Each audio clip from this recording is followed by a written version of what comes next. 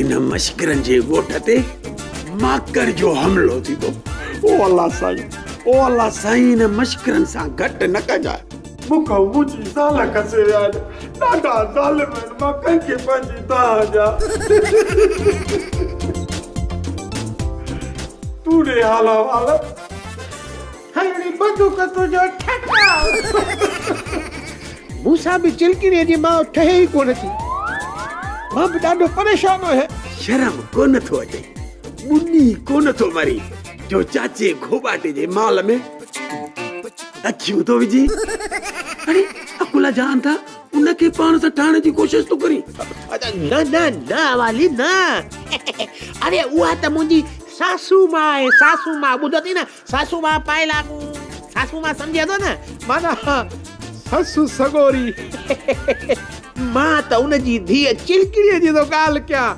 उहा त शादीअ लाइ राज़ी आहे न, पर कुराड़ी राज़ी नथी थिए। अरे अकुल जा अंधा, जे कुराड़ी राज़ी नथी थिए त तूं कुराड़ी सां शादी छो तो करी? अरे उनजी धीउ चिलकिड़ी सां शादी छो नथो करी?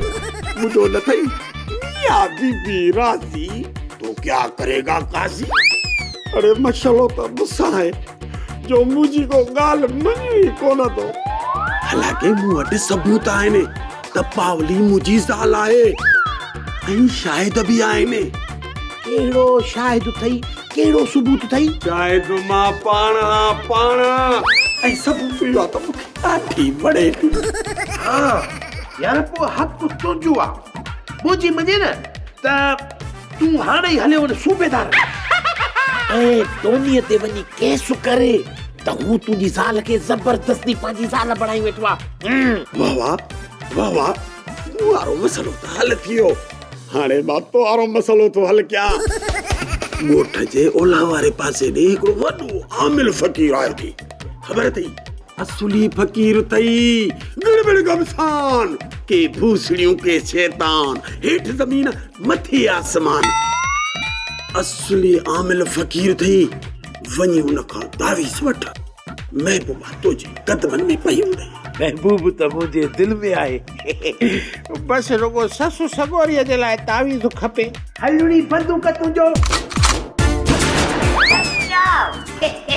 पोइ तूं हिते वेही छा थो करे? हल त ॿई गॾु खा हलूं। वारो कर, वारो कर। हटिया।